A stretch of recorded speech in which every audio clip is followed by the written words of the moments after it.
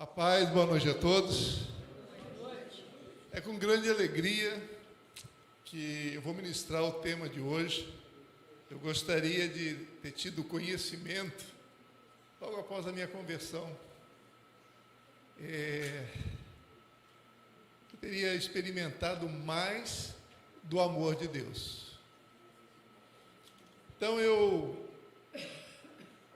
gostaria primeiro que nós orássemos, para que o inimigo não venha roubar minha atenção, nem a de vocês, e nem nenhuma palavra que o Espírito Santo quer ministrar. Amém?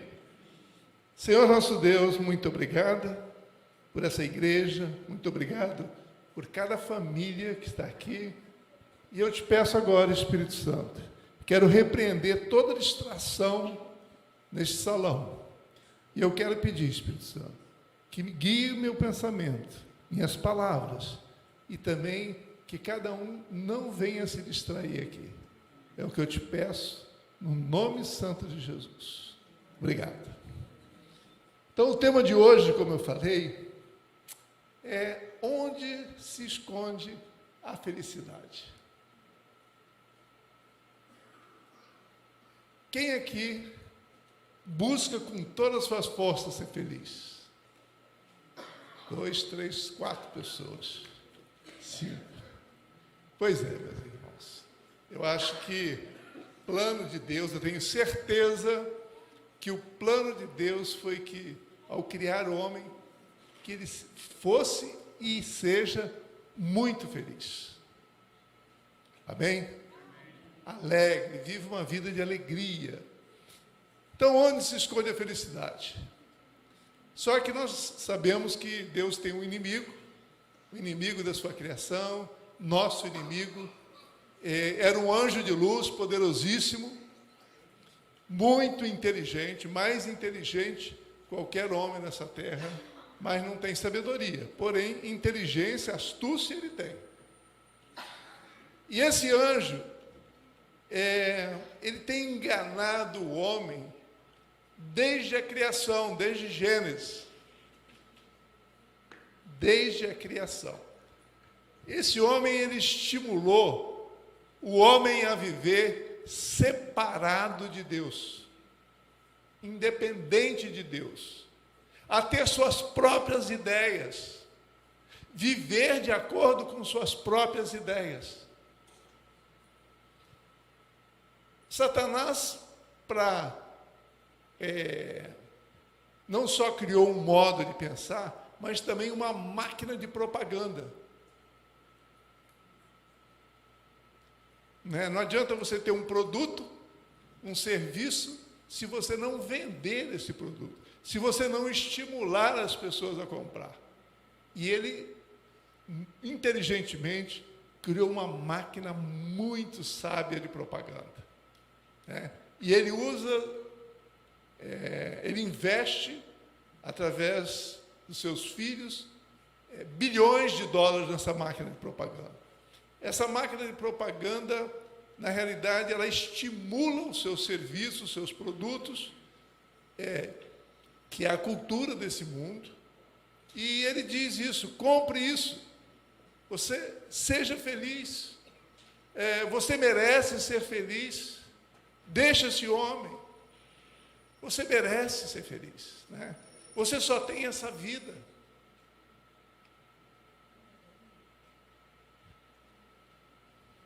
Não perca essa oportunidade, diz ele.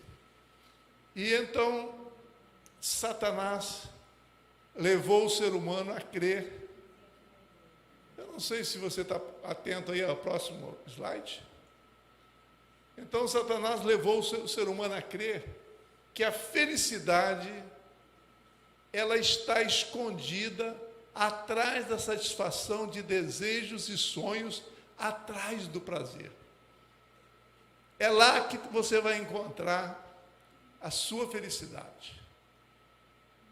Realize seus sonhos e você será feliz.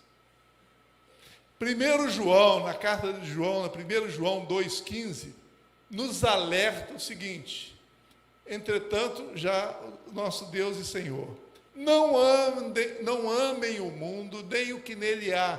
Se alguém amar o mundo, o amor do Pai não está nele. Pois tudo que há no mundo, a cobiça da carne, a cobiça dos olhos e a ostentação dos bens, não provém do Pai, mas do mundo. Então, na realidade, João escreveu a estratégia de Satanás para estabelecer o seu reino na terra. E quem é, nesse reino, no mundo, o provedor das nossas necessidades? Quem é o provedor dos nossos sonhos?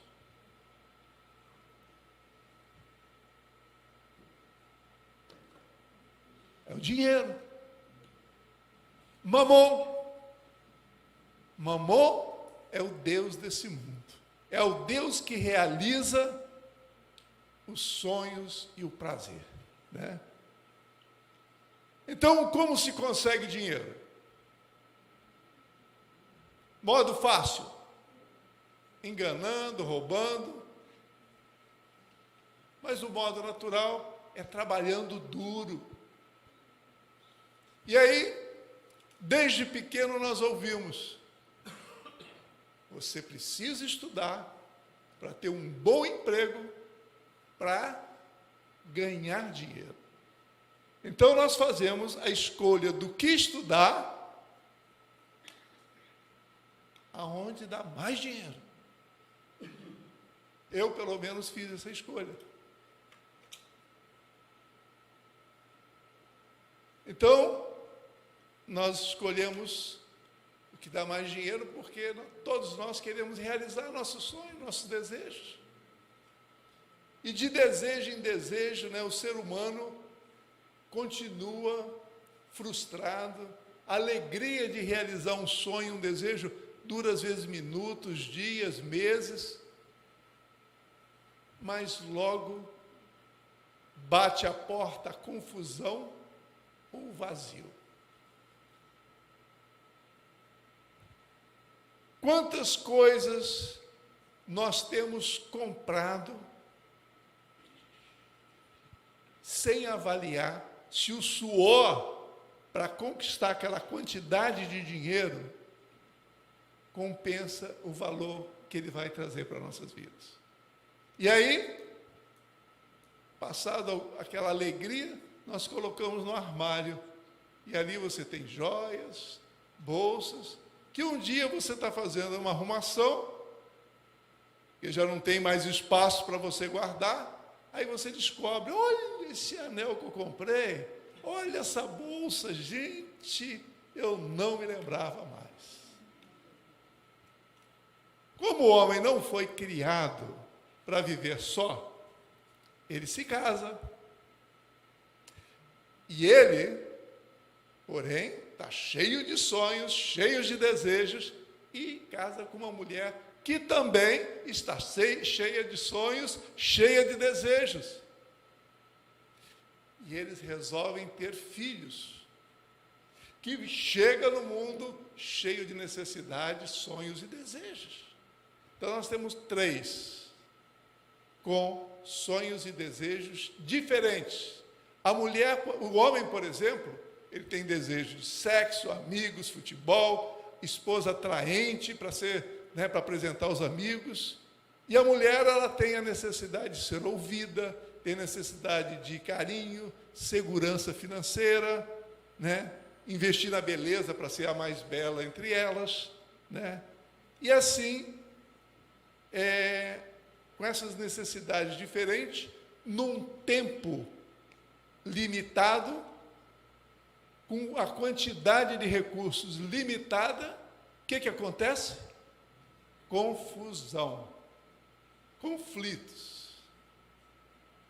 Confusão, conflitos, e o resultado é um casal exausto, todos tristes, desejos não atendidos, frustração, e a maioria dos homens e as mulheres não foram desde pequena educados, treinados para suportar a dor de não ter o que deseja.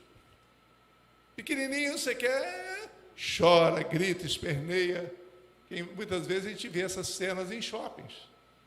Nós, ser humano, hoje presente na Terra, não foi treinado a suportar a dor de não ter o seu desejo atendido, né? E resultado dessa exaustão, confusão, desiste. Ambos ou um deles desiste do casamento. E aí você tem o quê? Uma família dividida, filhos tristes, né? Com essa decepção, dependente de medicamento, drogas ou álcool, né? E então a família, todos, experimentam uma pobreza interior e exterior, porque acabam ficando pobres. Quem já divorciou, graças a Deus eu não passei por experiência, mas sabe que divide tudo. Mais uma casa para sustentar, né? Infelizmente, muitos só descobrem a verdade. Estão lá andando nesse caminho, né, preparado, de ilusão, procurando serem felizes, até que um belo dia, do nada, eles entram num túnel escuro, o túnel da morte. E quando a alma sai do outro lado, ela descobre que sim, realmente há vida, é real, vida eterna. Entretanto, quando ela chega no local que, devido às suas escolhas, é o destino dela, ela fica desesperada, porque ali é um lugar de dor, de sofrimento. E aí talvez ela grite: Deus, eu quero voltar, eu quero mais uma oportunidade. E aí Deus fala, não pode. Eu creio que Deus nesse momento chora, porque Ele não pode ir contra a sua palavra. E o que diz a palavra em Hebreus 9, 27? O homem está destinado a morrer uma só vez, e depois disso, enfrentar o juízo. Essa é a realidade da palavra de Deus, a realidade do nosso tempo na terra. Bingo! Missão cumprida do inimigo, conforme João 10:10. O ladrão vem apenas para furtar, matar e destruir. Então eu posso imaginar, e talvez algum de vocês, Satanás lá nos ares, sentado na sua poltrona, se divertindo no seu reality show, no seu Big Brother, de verdade.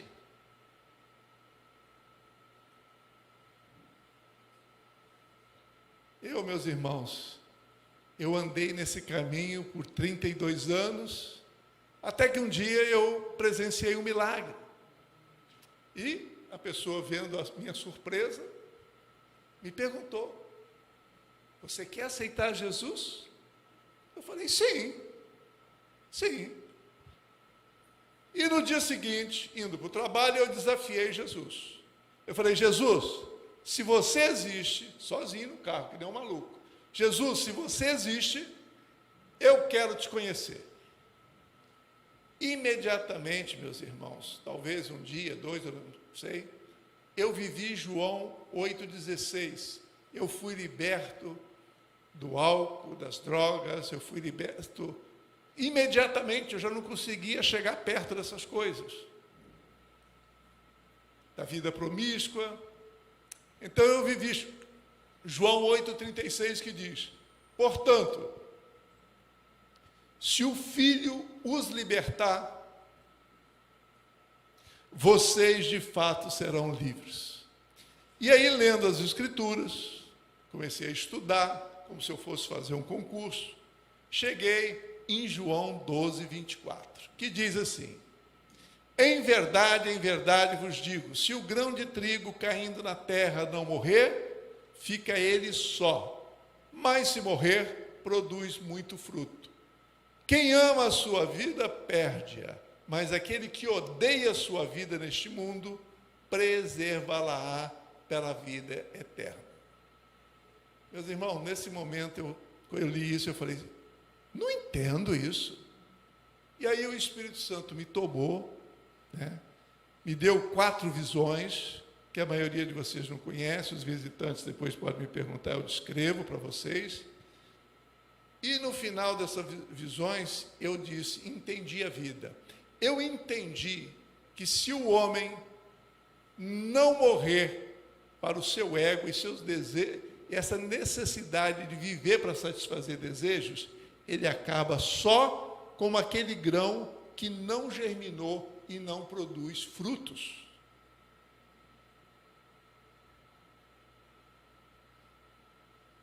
O grão precisa morrer, germinar e aí então produzir. E nós precisamos matar o nosso ego, o nosso egoísmo, para poder começar a experimentar a vida que Jesus reconquistou para nós e que Deus planejou, né? Então, assim, com esta revelação, eu dei meia volta, eu dei um cavalo de pau no caminho que eu estava escolhendo e escolhi outro caminho. Eu escolhi o caminho de seguir a Jesus, como está proposto na Escritura que acabamos de ler. Então, eu passei a meditar nas Escrituras, mas ainda eu vivi grande parte do meu relacionamento com Jesus uma vida parcial cristã. 90% das minhas atividades eram limitadas a participar das reuniões da igreja, né, a ajudar em aconselhamento, na manutenção desse prédio e outros que eu trabalhei. Essa era mais ou menos o que eu achava que era a vida total cristã. E procurando ser moralmente correto, porque eu não queria mais perder aquela paz, aquela alegria e muito menos a salvação. Então, eu fiz todo o esforço possível nesse período para evitar grandes pecados. Pequenos eu cometi, mas grandes pecados eu consegui, né? Até que eu li, num dia não só li, mas tive uma revelação profunda, ajudada por outros irmãos, sobre Romanos 12:2, que diz: não se amoldem ao padrão deste mundo, mas transformem-se pela renovação da sua mente, para que sejam capazes de experimentar e comprovar a boa, agradável e perfeita vontade de Deus. Então, eu percebi, meditando nessa Escritura, que parte da minha mente ainda estava conformada com os pensamentos desse mundo e pensamentos de uma religião que não é exatamente a palavra de Deus. É uma deturpação. Por exemplo, eu considerava o meu trabalho de segunda a sexta um trabalho secular, né? Era necessário eu fazer aquilo lá para conseguir dinheiro, pagar minhas contas, realizar meus sonhos e desejos. Não pecaminosos mais. Mas era esse o meu pensamento, né? E eu percebi que no meu trabalho de segunda a sexta, eu aplicava quase nenhum princípio de Deus. Eu era apenas moralmente um bom crente, gente boa. Orava pelos necessitados, orava por cura, né? E aí, diante disso, que eu comecei a conhecer princípios importantes, eu comecei a arrancar, porque não cabia na minha mente, né, no mesmo espaço, duas coisas divergentes. Aí eu comecei a arrancar aqueles que eram contraditórios e colocar os princípios que eu estava aprendendo. Ou seja, eu entendi e comecei a praticar esses princípios, e eu comecei a entender o poder da palavra de Deus. O poder de você conhecer e obedecer os princípios da palavra de Deus. Por exemplo, o princípio de plantar e colher. Tudo que você plantar, você vai colher. Se você planta milho, você vai colher milho. Se você planta semente de arroz, você vai colher arroz. Se você planta uma semente de abacate, você vai colher abacate. Tudo que nós plantamos é isso que nós vamos colher. Conheci, por exemplo, entendi a importância do princípio dos relacionamentos, de que faça ao outro o que quer que façam a você. Poderosíssimos esses princípios. Ande neles e você vai experimentar o que nós estamos, daqui a pouco, vamos falar. Eu entendi, na realidade, que a felicidade, ela se esconde através de uma mentalidade igual a de Jesus. Atrás da obediência à palavra de Deus. Ali está se escondida a felicidade. Enfim, Cristo nos liberta do poder do pecado, vivifica o nosso espírito que estava morto e nos torna membros da família de Deus. Entretanto, a transformação da nossa mente e a obediência é responsabilidade nossa. Deus não entra nisso. Ele dá a terra, dá a chuva, dá o sol, mas quem tem que, e dá a semente, mas quem tem que plantar é você. Quem tem que colher, ele não vai vir colher para você.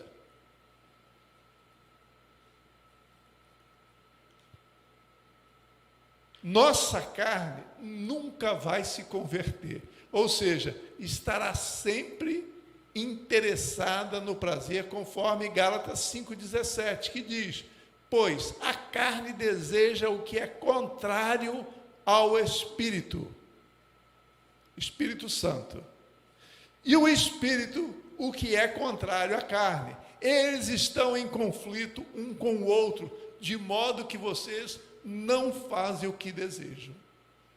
Então eu pergunto, como eu lido com essa situação? Como eu vivo uma vida cristã sadia? Gálatas 5,16 diz assim: por isso vos digo, vivam pelo Espírito e de modo nenhum satisfarão os desejos da carne. Então aqui está a defesa para você não cumprir o estímulo que o inimigo está fazendo 24 horas por dia. Então, qual é o plano de Deus quando aceitamos a Jesus como nosso Senhor e Salvador?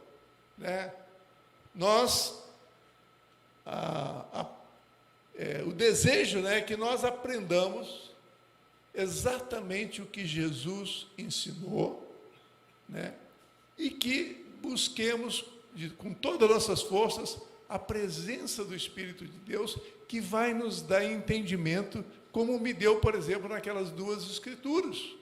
E eu mudei o estilo de vida, por causa do entendimento, por causa da revelação. Não adianta você ler a Bíblia como se fosse um livro de história e saber de cor e salteado, se você não entender os princípios, o valor daquela escritura, a importância, a sabedoria que está por trás delas.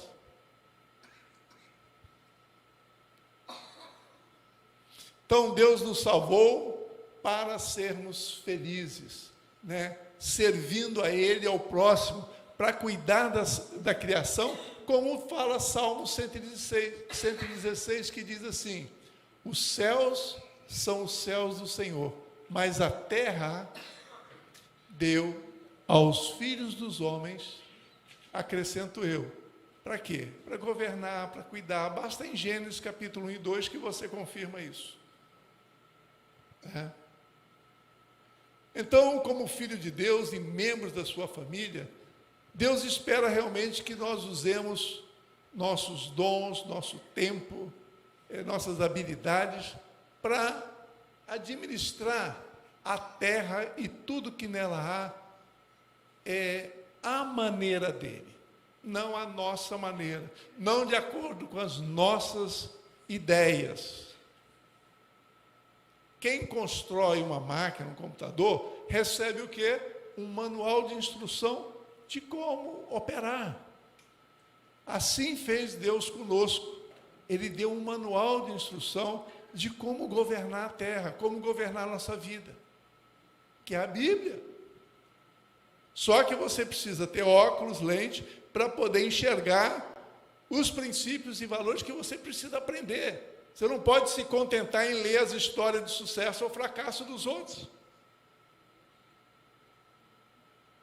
Então, Deus espera que realmente nós sirvamos a Ele, cuidando dessa terra, cuidando das pessoas, que é a parte mais importante da sua criatura, com excelência. Sempre sabendo o que estamos fazendo para Ele. E conforme amadurecemos na habilidade de governar, de cuidar, Ele nos dá mais bens, mais pessoas, para nós administrarmos para Ele, como os seus mordomos. Então, desde Gênesis, Deus deu as seguintes atribuições ao homem. Primeiro, trabalhar para produzir para si, para os outros, e a ideia de ter o dinheiro não como provedor, apenas como instrumento, uma moeda de referência para troca. Eu produzo banana, você produz feijão, quanto vale a banana no mercado? Eu vendo, recebo X, você feijão, eu vou lá, compro feijão. É para isso, só para isso que serve o dinheiro. Mas provedor é nosso Deus e Pai, o Deus de Abraão, o Deus de Isaac, o Deus de Jacó. Não é o príncipe desse mundo. Então, tudo que produzimos, Deus espera que nós o façamos com excelência. Isto que significa servir a Deus, ou seja, adorar a Deus, que é a palavra que nós já estudamos aqui, alguns meses atrás, que é avodar. Ao fazermos tudo o cuidado da propriedade de Deus, com excelência, nós estamos o adorando. Adoramos também expressando nossa gratidão a Ele nos louvores. Geralmente, na família, a segunda coisa mais importante que Deus nos dá, além do trabalho, Ele plantou o jardim do Éden e falou, agora lavra e cuida. Agora, depois Ele fez o quê? Ele viu que não era bom para o homem ficar só. Nós já falamos isso. O homem não foi feito para viver só.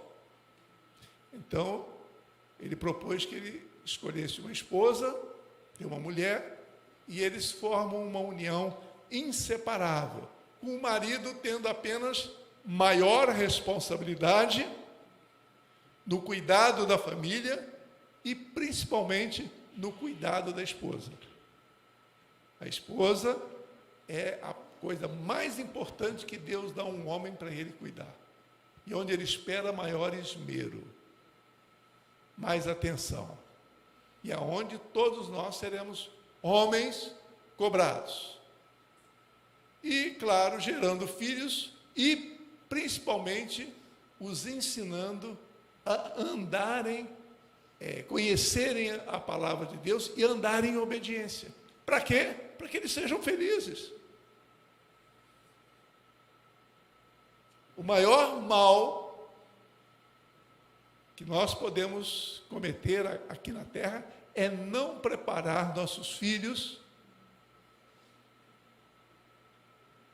para suportarem a dor de receber um não, de não terem suas vontades atendidas. É a pior coisa que nós, como pais, fazemos, porque depois nós já vimos as consequências. Então, em terceiro lugar, Deus criou o governo civil e pede que nós exerçamos nossa cidadania, sirvamos ao governo, respeitemos as autoridades, obedeçamos às leis, né? Porque o governo civil foi criado com dois propósitos: segurança e o segundo propósito, justiça. Garantir a justiça e segurança da nação. Então, Jesus nos deixou uma missão que está em Mateus 28, 19, que diz assim, além dessas três, que é trabalho, que Deus já tinha estabelecido, a família e serviço à nação. E aí Jesus vem e dá a última instrução, que diz: portanto, vão e façam discípulos de todas as nações, batizando-os em nome do Pai, do Filho e do Espírito Santo, ensinando-os a obedecer a tudo o que lhes ordenei. Ora, o que Jesus ensinou foram princípios, valores, falou sobre o coração de Deus. Então, Jesus quer que, ao nós ensinar, praticando e ensinando o que Ele ensinou, nós tragamos o reino de Deus para a terra. Nós vamos trazer, fazendo isso, a cultura do reino para a nossa vida, para a nossa família, e as pessoas que estão à volta, observando, podem se interessar e querer saber como é que nós conseguimos o sucesso. E aí a gente fala de Jesus. Jesus é o meu provedor. Resumindo, salvação é só o começo de uma vida maravilhosa. Nossa vida deve ser nosso ministério, ou seja, o nosso serviço a Deus, né? Que vai muito além de evitar grandes pecados e ser uma pessoa moralmente correta. É muito mais que isso, né? Então, o nosso ministério inclui pelo menos as seguintes atividades. Primeiro, ou ministérios: servir a Deus no cogoverno da terra, onde Cristo é o nosso cabeça, honrando o seu nome com nossas atitudes. Segundo, servir no cuidado da nossa família. Terceiro, servir no cuidado da família espiritual, que é a igreja local. Cuidar dos outros aqui. Isso aqui é uma igreja local, está reunida hoje. Ok? Não é o prédio, mas nós estamos reunidos como igreja. Então, isso é parte do nosso ministério, sim. Estar aqui e ajudar em aconselhamento, oração. Daqui a pouco os ministros de ministração vão estar aqui na frente, orando, né, intercedendo por cura, por todas as necessidades. Isso é uma atividade, é um serviço que a gente faz dentro da nossa família e igreja local. Quarto, trabalhar com excelência, como eu já falei, como se estivesse sempre fazendo para Deus, que é a nossa adoração de domingo a domingo. Quinto, apresentar o plano da salvação com uma preocupação pelos não salvos, sabendo qual é a realidade de todos nós depois que entra naquele túnel escuro e não tem Cristo como Senhor. Nós não podemos querer isso nem para os nossos inimigos, nem para aquelas pessoas que nos aborrecem. Então, a preocupação com os não salvos é um ministério de todos nós. Sexto ministério que nós temos: servir a nossa comunidade, a nossa nação, né? Exercendo a nossa cidadania, como eu acabei de falar. Alguma época, eu já, por exemplo, no serviço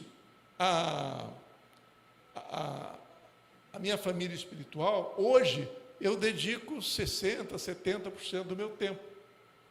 Teve época passada que eu dedicava 10%, 20% e mais, por exemplo, tempo trabalhando. Mas eu só não tinha o entendimento que eu também estava servindo a Deus trabalhando. Então, todos esses 6 ministérios é responsabilidade de todos nós aqui.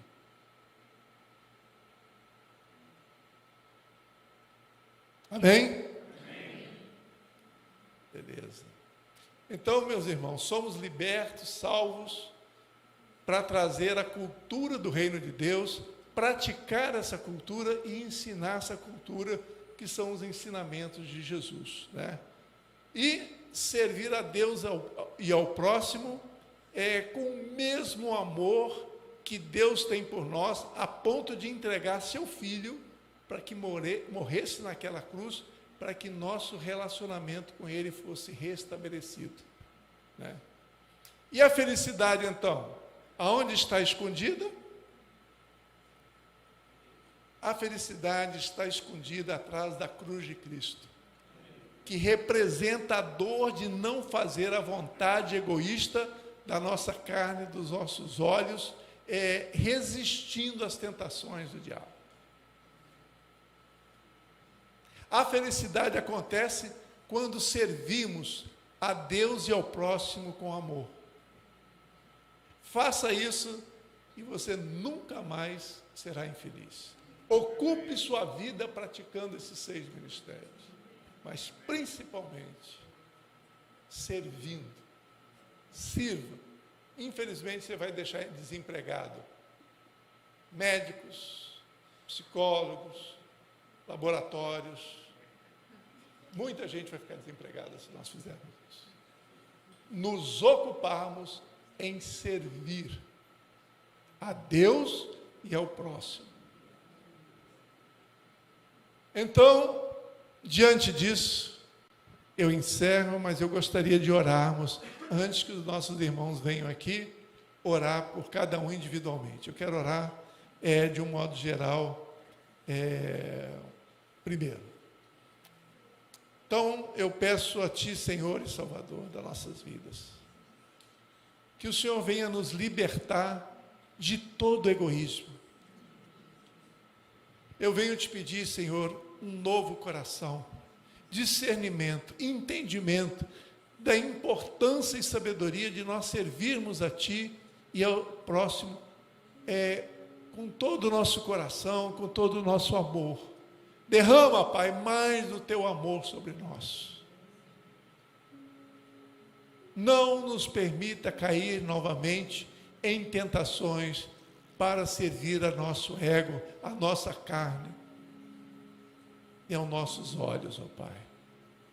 Dai-nos um coração sábio, toca os nossos olhos para serem bons, ó Pai.